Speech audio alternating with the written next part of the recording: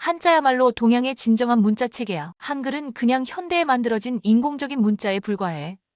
한자는 수천 년간 동아시아 문명의 근간이었어. 그런데 고작 600년 된 한글이 무슨 대단한 가치가 있다는 거야? 중국계 미국인 학생이 얼굴이 붉어진 채로 목소리를 높여 자신의 의견을 말하고 있지만 강의실 분위기는 삭막합니다. 지금 이 강의실에 무슨 일이 벌어지고 있는 걸까요?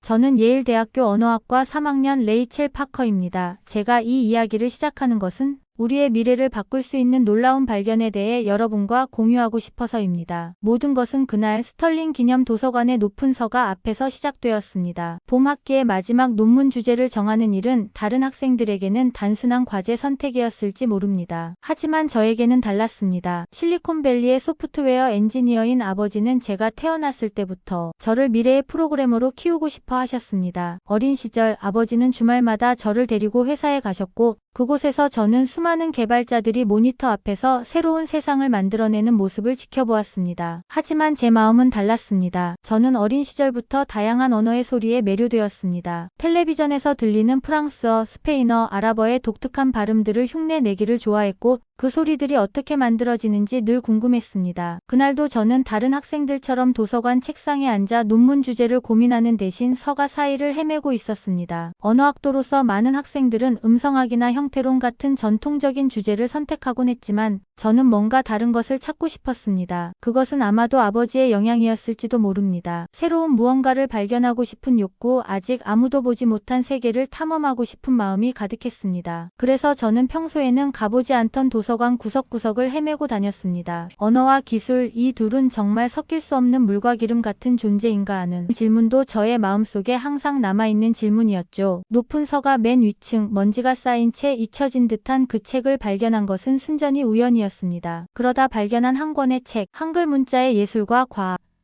먼지가 쌓인 채 꽂혀있던 그 책은 마치 저를 기다리고 있었던 것만 같았습니다. 책을 펼치자마자 저는 완전히 다른 세계로 빠져들었습니다. 처음 본 한글은 마치 추상화처럼 아름다웠습니다. 동그라미, 네모, 선들이 조화롭게 어우러진 모습이 마치 예술 작품 같았죠. 그런데 더 놀라운 것은 그 속에 담긴 이야기였습니다. 당시 대부분의 왕들이 권력을 독점하기 위해 백성들의 무지를 이용했던 것과 달리 이 한글을 창제한 세종대왕이라는 왕은 모든 백성이 쉽게 배우고 사용할 수 있는 문자를 만들었다는 거였죠. 한글의 창제 원리를 읽으며 저는 전율을 느꼈습니다. 자음은 발음 기관의 모양을 본떴고 모음은 하늘과 땅과 사람을 상징한다는 설명에 눈을 떼지 못했습니다. 언어학을 전공하는 제가 늘 고민하던 언어란 무엇인가라는 질문에 대한 완벽한 답을 발견한 것만 같았습니다. 한글은 단순한 문자가 아닌 우주의 원리와 인간의 지혜가 담긴 예술품이었습니다. 밤이 깊어가는 줄도 모르고 책을 읽었습니다. 한글의 자음과 모음이 만나 글자를 만드는 과정이 마치 시를 쓰는 것처럼 느껴졌습니다. 기하학적 도형들이 모여 하나의 글자가 되고 그 글자들이 모여 의미를 만들어내는 과정이 너무나 아름다웠습니다. 언어학도로서 언어의 예술성을 사랑했던 제가 이토록 수학적이고 체계적인 문자에 매료된다는 게 신기했습니다. 룸메이트 사라는 제가 밤늦게까지 한글 서체들을 베끼고 있는 모습을 의아하게 바라보았습니다. 레이첼 갑자기 무슨 서예가 되려고?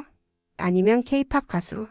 하고 농담을 던졌지만 저는 진지했습니다. 마치 오래된 수수께끼를 풀어가는 것처럼 한글의 체계를 이해해가는 과정이 너무나 흥미진진했거든요. 논문 주제를 아직 고민하고 있는 친구들에게 저는 아주 좋은 논문 주제를 찾았다며 한글이라는 것에 대해 간단히 설명해 주었고 제 말을 들은 친구들은 아주 좋은 논문 주제를 선정했다며 저를 부러워했습니다. 하지만 모두가 제 열정을 이해해 준 것은 아닙니다. 제가 한글을 논문 주제로 선택했다는 것을 전해들은 같은 수업을 듣는 마이클 창이 저에게 한마디 한 것입니다. 한자야말로 동양의 진정한 문자체계야. 네가 찾은 그건 그냥 근래 만들어진 인공적인 문자에 불과해. 라며 비웃었습니다. 마이클 창은 중국계 미국인으로 저와는 별로 말을 하고 지내지 않아 몰랐지만 주위 친구들에게 듣기론 자신이 중국인이라는 것에 아주 자부심을 가지고 있는 사람이라 학교 사람들 중에 그 사람을 불편해하는 사람이 많다고 하더군요. 친구들은 마이클 창의 발언을 무시하라며 위로해줬지만 사실 그의 말은 제게 상처가 되기보다는 오히려 더 큰 동기가 되었습니다. 논문에 단순히 한글의 우수성만을 강조하려던 저에게 한자 같은 다른 언어와 비교하면 왜 한글이 우수한지 더 설득력이 있을 것 같다고 생각해 논문의 방향을 업그레이드 시킬 수 있었기 때문이죠.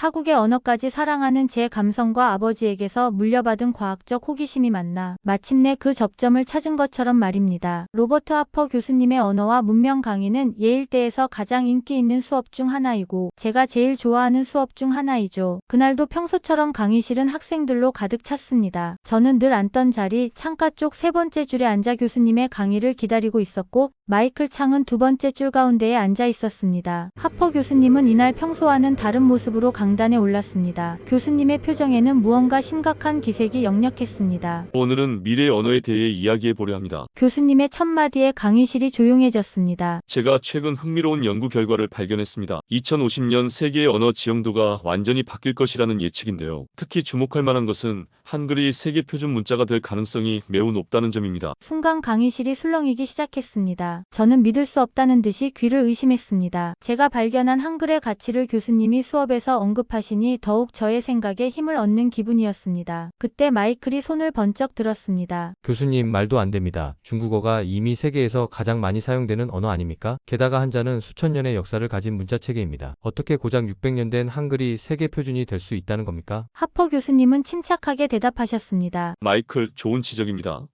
하지만 우리는 여기서 사용자 수와 문자 체계의 우수성을 구분해서 봐야 합니다. 한글은 그 과학적 원리와 체계성 면에서 독보적입니다. 특히 주목할 만한 것은 한글의 조합적 특성입니다. 의는 현대 디지털 시대에 매우 적합한 특성이죠. 교수님의 설명이 이어졌습니다. 한글은 자음과 모음의 조합으로 무한한 소리를 표현할 수 있습니다. 의는 마치 디지털 시스템의 이진법과도 같은 원리입니다. 게다가 한글은 배우기 쉽고 사용하기 편리하다는 장점도 있죠. 유네스코에서도 한글의 과학성과 우수성을 인정하고 있습니다. 마이클이 다시 반박했습니다. 하지만 교수님, 한자에는 깊은 철학적 의미가 담겨 있습니다. 각각의 문자가 하나의 그림이자 의미체계입니다. 이런 상형 문자의 가치를 어떻게 부정하실 수 있습니까? 저는 더 이상 참을 수 없었습니다. 한글에도 깊은 철학이 담겨 있어요. 자음은 발음 기관의 모양을 본떴고 모음은 하늘과 땅과 사람을 상징합니다. 게다가 한글은 모든 소리를 논리적으로 표현할 수 있게 설계되었어요. 이것이야말로 진정한 보편적 문자 체계가 아닐까요? 강의실이 순간 조용해졌다가 곧 열띤 토론이 시작되었습니다. 수업의 학생들은 대부분 마이클의 편에 섰고 몇몇 친구들만이 제 의견에 동조했습니다. 하퍼 교수님은 이 모든 광경을 지켜보시다가 마침내 입을 여셨습니다. 여러분,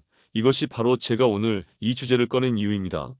우리는 지금 역사적 전환점에 서 있습니다. 문자의 미래가 어떻게 될 것인지는 아무도 확실히 알 수 없습니다. 하지만 한 가지 분명한 것은 미래의 표준 문자는 단순히 역사적 가치나 사용자 수가 아닌 과학성과 실용성을 겸비해야 한다는 점입니다. 수업이 끝난 후 마이클이 제게 다가왔습니다. 너의 한글 사랑이 이해가 안 돼. 한자는 수천 년간 동아시아 문명의 근간이었어. 그런데 고작 600년 된 한글이 무슨 대단한 가치가 있다는 거야? 그의 말에는 여전히 편견이 가득했습니다. 하지만 저는 더 이상 주눅 들지 않았습니다. 마이클, 문자의 가치는 역사의 길이가 아니라 그것이 얼마나 합리적이고 과학적인가에 달려 있어요. 한글은 인류 문자 역사상 가장 과학적으로 설계된 문자예요. 중요한 건 이건 내 주장이 아니라 세계 석학들의 평가라는 거죠. 그날 저녁 도서관에서 공부하다 우연히 하퍼 교수님을 다시 뵈었습니다. 교수님은 제게 뜻밖의 제안을 하셨습니다. 레이첼, 한글에 대해 특별한 관심을 가지고 있다는 걸 알고 있어요. 내가 진행하는 미래 언어 연구 프로젝트에 참여해보지 않겠어요? 교수님의 제안은 제게 너무나 큰 환희로 다가왔습니다. 어린 시절 언어에 매료되어 다양한 언어에 관심을 가졌던 제가 미래의 문자 체계를 연구한다니 생각만 해도 가슴이 뛰었습니다. 이것이 바로 제가 그토록 찾아 헤매던 기회일지도 모른다는 생각이 들었습니다. 네, 교수님.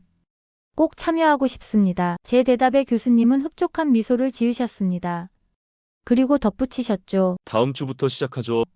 마이클도 참여하니 좋은 경쟁이 될 것 같군요. 순간 제 심장이 쿵쾅거리기 시작했습니다. 이제 진짜 승부가 시작되는 것이었습니다. 하퍼 교수님의 연구실은 언어학부 건물 3층 끝에 있었습니다. 낡은 원목 책장들이 벽면을 가득 채우고 있었고 책상 위에는 여러 문헌들이 켜켜이 쌓여 있었죠. 평소 고전 영문학 서적들로 가득했던 이곳에 이제는 저와 마이클로 인해 한글과 한자 관련 서적들도 함께 자리를 차지하고 있었습니다. 저와 마이클의 경쟁이 시작된 그날 교수님은 우리에게 각자의 연구 방향을 제시해 주셨습니다. 마이클은 한자가 현대 사회에서 가지는 의미와 가치를 연구하게 될 것이고 레이첼은 한글의 과학성과 미래 가능성을 연구하게 될 거예요. 2달 후에 있을 학술 대회에서 발표하는 것을 목표로 하지요. 교수님의 말씀에 마이클과 저는 서로를 쳐다보았습니다. 그의 눈빛에서 승리를 확신하는 듯한 자신감이 보였습니다. 연구는 생각보다 훨씬 더 깊이 있게 진행되었습니다. 처음에는 단순히 한글의 제자 원리와 과학성을 정리하는 것으로 시작했지만 연구를 진행할수록 더 놀라운 사실들을 발견하게 되었습니다. 특히 훈민정음 해례본을 연구하면서 발견한 내용들은 저를 완전히 매료시켰습니다. 세종대왕은 단순히 백성들을 위한 쉬운 문자를 만든 것이 아니었습니다. 그분은 우주의 원리를 문자에 담아내려 했던 것입니다. 자음은 발음 기관의 모양을 본떴다는 사실을 넘어 그 속에는 음양오행의 철학이 담겨 있었고, 모음은 하늘과 땅과 사람의 조화를 상징했습니다. 이런 깊이 있는 철학적 기반 위에 완벽에 가까운 과학적 체계가 더해진 것이었습니다. 마이클도 열심히 연구를 진행했습니다. 그는 한자의 역사성과 상형문자로서의 가치를 강조하는 데 집중했습니다. 종종 그가 도서관에서 밤을 새우며 연구하는 모습을 보았습니다. 우리는 서로를 의식하며 더욱 열심히 연구에 매진했습니다. 한 달이 지났을 무렵 저는 중요한 발견을 하게 되었습니다. 한글의 자음과 모음 체계가 가진 독특한 특성이었습니다. 다른 문자들은 대부분 이미 정해진 글자들의 집합이지만 한글은 기본 요소들의 조합으로 무한한 소리를 표현할 수 있었습니다. 이것은 마치 컴퓨터의 이진법과도 같은 원리였죠. 더 놀라운 것은 한글이 가진 확장성이었습니다. 기본 자음과 모음을 응용하면 지구상의 모든 언어의 발음을 정확하게 표기할 수 있다는 사실을 발견했습니다. 아랍어의 특유의 발음도 아프리카 부족 언어의 특이한 소리도 모두 한글로 표현이 가능했습니다. 하퍼 교수님도 제 발견에 큰 관심을 보이셨습니다. 레이첼이 발견한 이 특성은 매우 중요한 의미를 가질 수 있어요. 현대 사회는 점점 더 다양한 언어와 문화가 공존하는 방향으로 나아가고 있어요. 그런 의미에서 한글의 이런 확장성은 미래의 언어에 중요한 시사점을 제공하죠. 연구가 본격화되면서 저는 밤낮을 가리지 않고 도서관과 연구실을 오갔습니다. 룸메이트 사라는 제가 너무 무리하는 것 아니냐며 걱정했지만 저는 멈출 수 없었습니다. 매일매일 새로운 발견들이 이어졌고 그때마다 한글의 가치를 더욱 깊이 이해하게 되었기 때문입니다. 마이클도 만만치 않은 연구 결과들을 내놓고 있었습니다. 그는 한자가 단순한 문자가 아닌 동양 문명의 정수라는 점을 강조했습니다. 한자 하나하나에 담긴 의미와 철학 그리고 그것이 동양 문화에 미친 영향을 체계적으로 정리해 나갔죠. 우리의 연구는 점점 더 뜨거운 경쟁이 되어갔습니다. 때로는 밤늦게까지 도서관에서 마주치기도 했고 서로의 연구 내용을 견제하기도 했습니다. 하지만 이상하게도 이런 경쟁이 즐겁게 느껴졌습니다. 서로가 서로를 자극하며 더 깊이 있는 연구를 하게 되었으니까요. 연구의 마지막 단계에서 저는 한글의 현대적 가치에 주목했습니다. 한글은 단순히 과거의 유산이 아닌 미래를 위해 준비된 문자라는 확신이 들었기 때문입니다.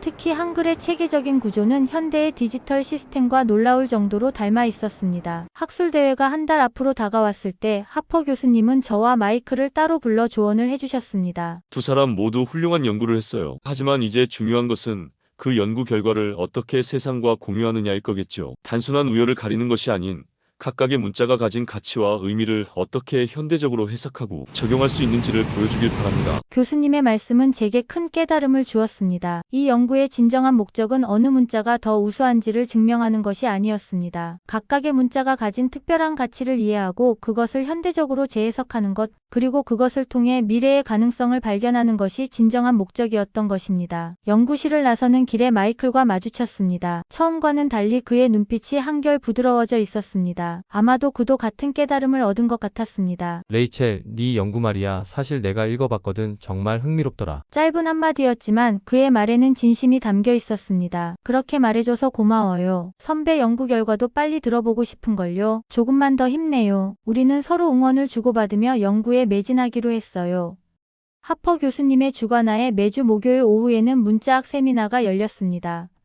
하퍼 교수님은 저와 마이클에게 이번 주 세미나에서 학술대화 전 그동안의 연구 결과를 간략하게 보고하는 시간을 가지자고 하셨습니다. 4학년 세미나실은 학부생들은 물론 대학원생들과 다른 학과 교수님들로 가득 찼습니다. 첫 발표자는 마이클이었습니다. 그의 발표 주제는 현대 언어학적 관점에서 본 한자의 가치와 역할이었습니다.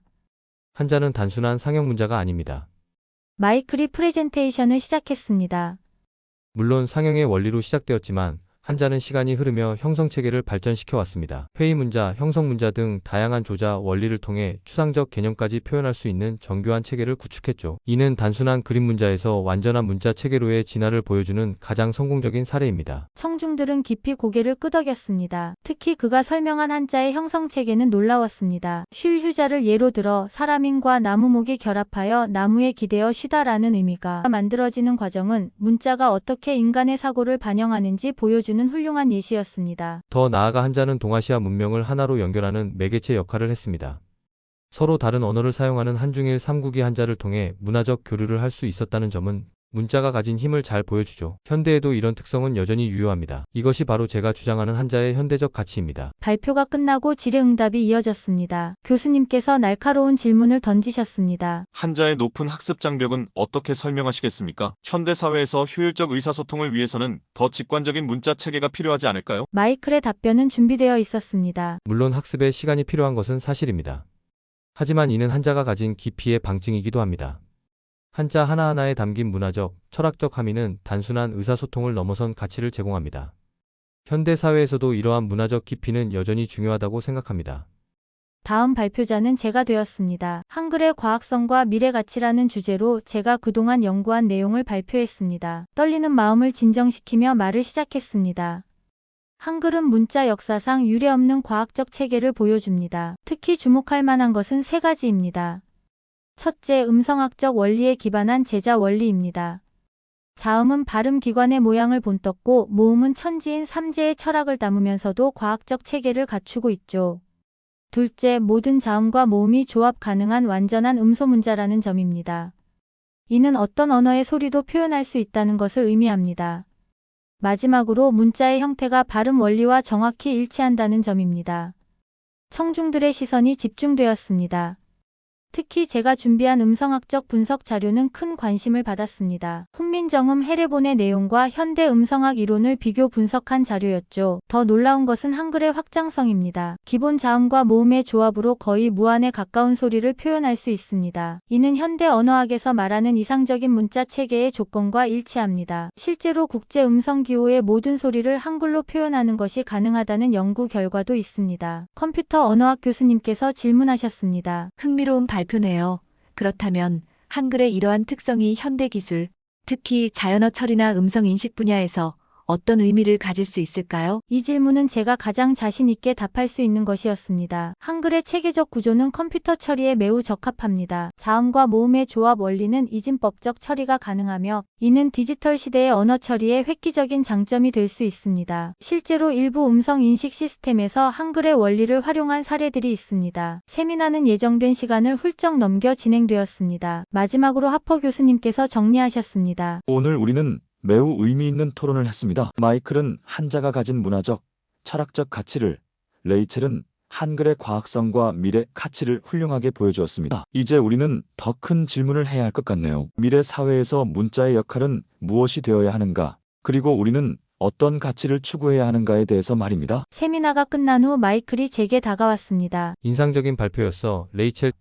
특히 음성학적 분석은 정말 흥미롭더라. 그의 말에는 진심이 담겨 있었습니다. 저도 답했습니다. 선배의 발표도 놀라웠어요. 한자의 문화적 가치를 현대적 관점에서 재해석한 부분이 멋있었어요. 세미나 이후 하퍼 교수님은 저와 마이클에게 특별한 제안을 하셨습니다.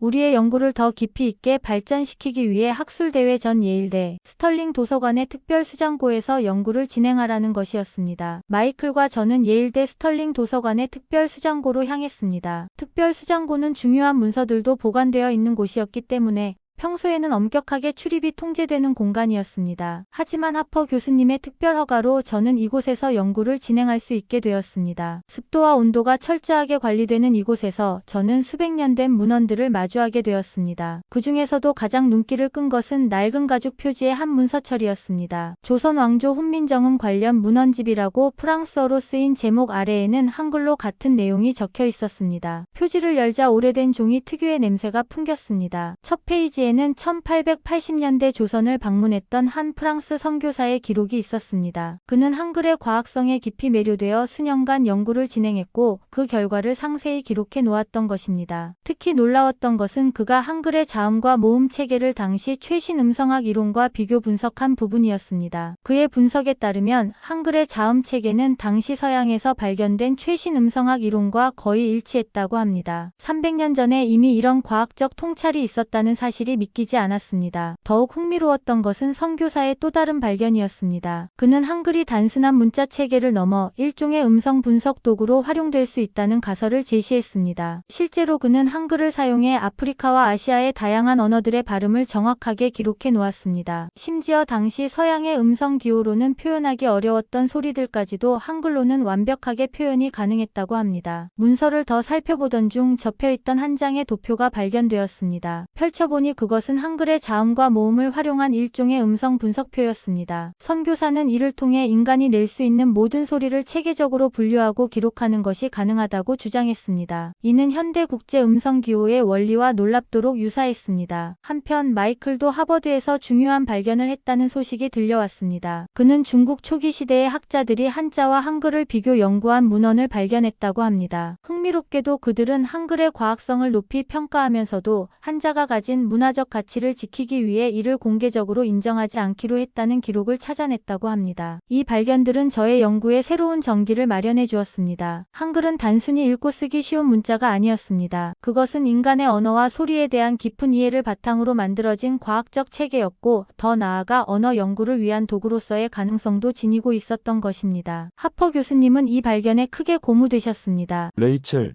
이것은 매우 중요한 발견이에요. 한글이 가진 이런 특성은 현대 언어학에도 큰 시사점을 줄 수 있을 거예요. 특히 음성 인식이나 자연어 처리 분야에서 말이죠. 교수님의 말씀처럼 이 발견은 제 연구의 방향을 완전히 바꾸어 놓았습니다. 이제 저는 단순히 한글의 우수성을 증명하는 것을 넘어 한글이 현대 언어 연구와 기술 발전에 어떤 기여를 할 수 있는지를 연구하기 시작했습니다. 며칠 뒤 마이클이 제 자리에 찾아와 저에게 말을 걸더군요. 그의 태도가 많이 달라져 있었습니다. 레이첼, 내 말이 맞았어. 한글은 정말 특별한 문자 체계야. 내가 발견한 초기 중국 학자들의 기록을 보면 그들도 이미 한글의 가치를 알고 있었대. 다만 그들은 그것을 인정하기를 두려워했던 거지. 마이클의 이 말은 우리의 연구가 새로운 단계로 접어들었음을 의미했습니다. 이제 우리는 서로의 발견을 공유하며 한자와 한글이 각각 어떤 방식으로 인류의 언어 발전에 기여할 수 있는지를 함께 연구하기 시작했습니다. 우리의 공동 연구는 예상치 못한 결과를 가져왔습니다. 한글의 과학적 체계와 한자의 문화적 깊이가 만나 새로운 통찰을 제공한 것입니다. 특히 한글의 자음과 모음 체계를 활용해 한자의 발음을 체계적으로 분석하고 기록하는 방법을 발견했습니다. 이는 동아시아 언어 연구의 새로운 지평을 열어줄 수 있는 발견이었습니다. 하퍼 교수님은 우리의 연구 결과를 국제 학술지에 투고하자고 제안하셨습니다. 이건 정말 획기적인 발견이에요. 문자 연구가 어떻게 현대 사회에 기여할 수 있는지를 보여주는 좋은 사례가 될 거예요. 교수님의 말씀처럼 우리의 연구는 이제 완전히 새로운 단계로 나아가고 있었습니다. 학술대회 당일 예일대학교 메인홀은 전국 각지에서 모인 교수들과 학생들로 가득 찼습니다. 이번 학회의 주제는 미래 문자 체계의 방향성이었습니다. 특히 실리콘밸리의 주요 IT 기업들도 참석했다는 소식에 청중석의 긴장감이 높아졌습니다. 유명 IT 기업들이 참석한 이유는 분명했습니다. 최근 AI 언어 모델과 자연어 처리 분야에서 문자 체계의 중요성이 부각되고 있었기 때문입니다. 저보다 먼저 발표자로 나선 마이클은 한자의 상용성과 문화적 가치를 중심으로 발표를 진행했습니다.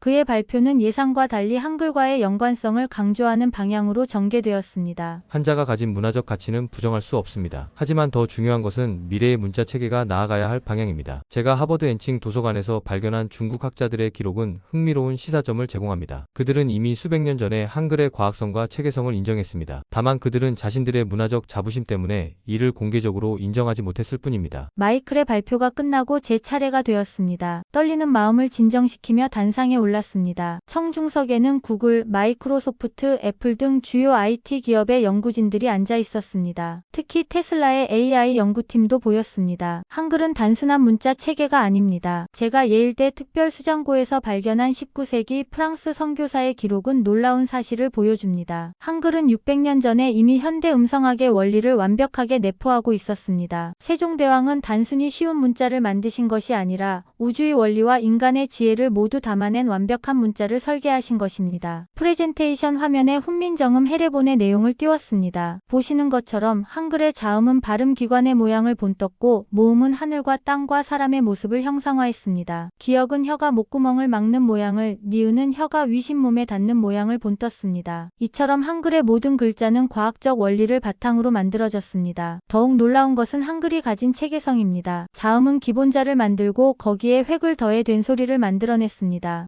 기역에서 키읔이 만들어지고 디귿에서 티읕이 만들어지는 것처럼 말입니다. 이는 당시로서는 상상도 할 수 없었던 과학적인 접근이었습니다. 청중들의 시선이 집중되었습니다. 한글의 모음 체계 또한 경이롭습니다. 하늘을 상징하는 점과 땅을 상징하는 선, 그리고 사람을 상징하는 선을 기본으로 모든 모음을 표현할 수 있게 설계되었습니다. 이는 동양의 음양오행 사상을 문자에 완벽하게 구현한 것입니다. 역사학과 교수가 손을 들어 질문했습니다. 그렇다면 한글이 다른 문자 체계와 비교해서 가지는 가장 큰 특징은 무엇일까요? 한글의 가장 큰 특징은 완벽한 과학성과 실용성의 조화입니다. 세 개의 다른 문자들을 보면 로마자는 실용적이지만 소리를 정확히 표현하지 못하고 한자는 깊은 의미를 담고 있지만 배우기가 너무 어렵습니다. 하지만 한글은 이 두 가지를 모두 해결했습니다. 화면에 세 개 여러 문자들의 비교 자료를 띄웠습니다. 영어로 워터라는 단어를 보세요. 철자와 실제 발음이 다릅니다. 하지만 한글은 물이라고 쓰면 정확히 그대로 발음됩니다. 한자의 경우 라는 글자를 배우려면 수십 번을 써야 하지만 한글은 누구나 30분이면 읽고 쓸 수 있습니다. 청중들이 고개를 끄덕였습니다. 더 놀라운 것은 한글이 모든 소리를 표현할 수 있다는 점입니다. 아프리카의 희귀한 발음도 아랍어의 특이한 소리도 모두 한글로 쓸 수 있습니다. 실제로 몽골이나 인도네시아 같은 나라들이 자국어를 한글로 표기하는 것을 검토한 적도 있습니다. 특히 주목할 만한 것은 한글이 가진 민주성입니다. 당시 세계 어느 나라를 보더라도 문자는 특권층의 전유물이었습니다. 하지만 세종대왕은 어리석은 사람이라도 쉽게 익혀 날마다 쓰는데 편하게 하고자 한다고 하셨습니다. 이는 단순한 문자 창제가 아닌 교육의 민주화를 이룬 세계 최초의 사례라고 할 수 있습니다. 청중석에서 경이로운 표정들이 보였습니다. 실제로 한글이 만들어진 후 조선의 문맹률은 급격히 감소했습니다. 이는 당시 유럽은 물론 중국과 일본에서도 찾아볼 수 없는 혁명적인 변화였습니다. 한글 덕분에 조선의 일반 백성들은 책을 읽고 편지를 쓰고 자신의 생각을 기록할 수 있게 되었습니다. 영국 옥스포드 대학의 역사학자가 질문했습니다. 그렇다면 실제로 한글이 조선 사회에 미친 영향은 어떠했나요? 한글의 보급으로 조선은 세계에서 가장 높은 문해율을 자랑하게 되었습니다. 한글 소설이 베스트셀러가 되었고 여성들도 활발하게 창작 활동을 할 수 있게 되었죠. 심지어 한글로 쓰인 의학서적과 농업서적들이 널리 보급되어 실용 지식의 대중화가 이루어졌습니다. 이런 한글의 과학성과 실용성은 현대 사회에서 더욱 빛을 발하고 있습니다. 우리나라가 세계에서 가장 빠른 속도로 정보와 사회에 적응할 수 있었던 것도 한글 덕분입니다. 컴퓨터 자판으로 한글을 입력하는 속도는 영어나 중국어보다 훨씬 빠릅니다. 세종대왕께서 600년 전에 설계하신 한글의 과학적 체계가 현대 디지털 시대에 딱 들어맞은 것입니다. 청중들의 관심이 더욱 고조되었습니다. 실제로 한국이 휴대폰 문자 메시지를 가장 많이 사용하는 나라가 된 것도 한글이 디지털 기기에 가장 적합한 문자이기 때문입니다. 영어로 I love you를 입력하려면 여러 번 키를 눌러야 하지만 한글은 사랑해로 간단히 표현할 수 있죠. 더 놀라운 것은 최근 인공지능 시대에 들어서며 한글의 가치가 더욱 주목받고 있다는 점입니다. 예를 들어 음성 인식 기술에서 한글은 매우 유리한 구조를 가지고 있습니다. 발음 기관의 모양을 본뜬 자음과 체계적으로 구성된 모음 덕분에 컴퓨터가 음성을 더 정확하게 인식할 수 있기 때문입니다. 청중들의 시선이 집중되었습니다. 한글은 모든 자음과 모음의 조합이 가능한 완전한 음소 문자입니다. 이는 AI 시대에 매우 중요한 의미를 갖습니다. 현재 AI 언어 모델들이 겪고 있는 가장 큰 어려움 중 하나는 다양한 언어의 음성을 정확하게 인식하고 처리하는 것입니다. 한글의 체계는 이 문제에 대한 해답을 제시할 수 있습니다. 구글의 AI 연구팀장이 손을 들었습니다. 매우 흥미로운 발표네요. 그렇다면 구체적으로 한글의 어떤 특성이 AI 언어 처리에 도움이 될 수 있다고 보시나요? 이 질문을 기다리고 있었다는 듯이 다음 슬라이드로 넘어갔습니다. 한글의 가장 큰 특징은 자음과 모음이 완전히 독립적이면서도 체계적으로 조합된다는 점입니다. 이는 마치 컴퓨터의 이진법과 같은 원리입니다. 실제로 제가 개발한 프로토타입 시스템에서는 한글의 이러한 특성을 활용해 99% 이상의 음성 인식 정확도를 달성할 수 있었습니다. 청중석이 술렁였습니다. 특히 IT 기업 관계자들의 표정이 달라졌습니다. 테슬라의 AI 책임자가 질문했습니다. 그렇다면 자율주행 차량의 음성 명령 시스템에도 적용할 수 있을까요? 물론입니다. 실제로 한글의 원리를 활용하면 다양한 언어와 방언, 심지어 주변 소음이 있는 상황에서도 정확한 음성 인식이 가능합니다. 이는 자율주행 차량뿐만 아니라 모든 음성 인터페이스 시스템에 혁신적인 변화를 가져올 수 있습니다. 발표가 끝난 후 여러 IT 기업들이 저를 찾아왔습니다. 그들은 모두 한글 기반의 음성 인식 시스템 개발에 관심을 보였습니다. 특히 구글은 즉석에서 연구 협력을 제안했습니다. 하버드 대학의 저명한 언어학 교수가 마지막 총평을 했습니다. 오늘 우리는 매우 중요한 발견을 목격했습니다. 한글은 단순한 과거의 유산이 아닌 미래 기술의 열쇠가 될 수 있다는 것을 확인했습니다. 특히 레이첼의 연구는 인문학적 통찰이 어떻게 기술 혁신으로 이어질 수 있는지를 보여주는 탁월한 사례입니다. 컨퍼런스가 끝난 후 마이클이 다가왔습니다. 정말 대단해. 레이첼, 넌 한글의 가치를 완전히 새로운 차원에서 증명해냈어. 내가 처음에 얼마나 좁은 시각을 가지고 있었는지 이제 알겠어. 그의 말에 미소를 지으며 답했습니다. 선배의 연구도 매우 중요했어요. 한자가 가진 문화적 가치와 한글의 과학성이 어떻게 상호 보완될 수 있는지를 보여줬으니까요.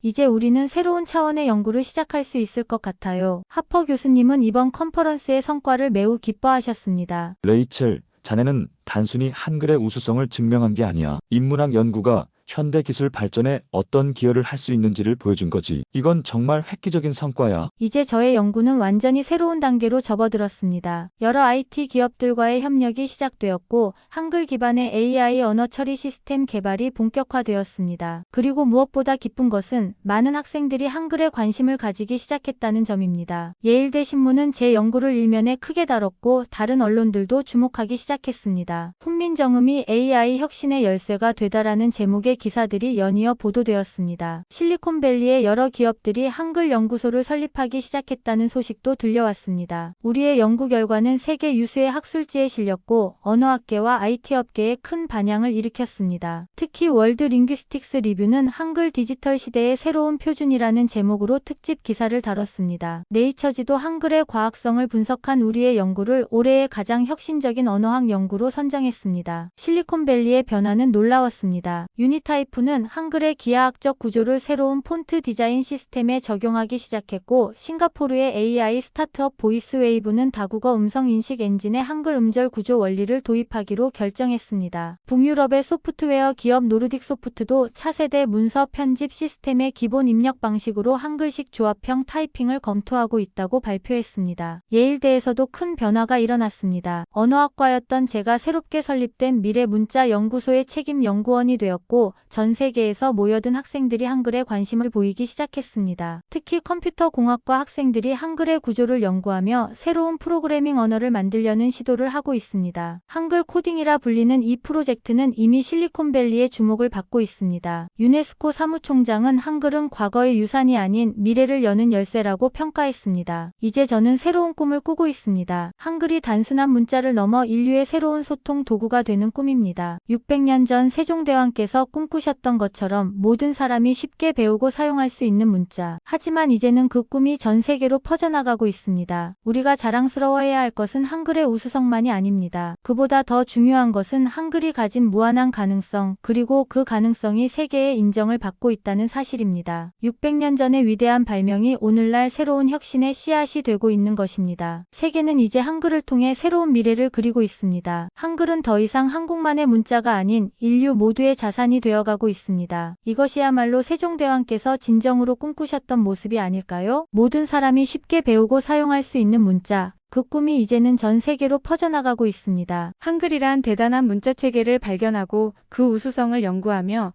뿌듯해하는 레이첼의 얘기를 잘 들으셨나요? 한글이라는 언어가 정말 전 세계에 알려져 세종대왕의 위대함을 모두들 알게 되었으면 좋겠네요. 오늘 영상도 시청해주셔서 감사합니다. 좋아요, 구독 부탁드리며 좋은 영상으로 인사드릴게요.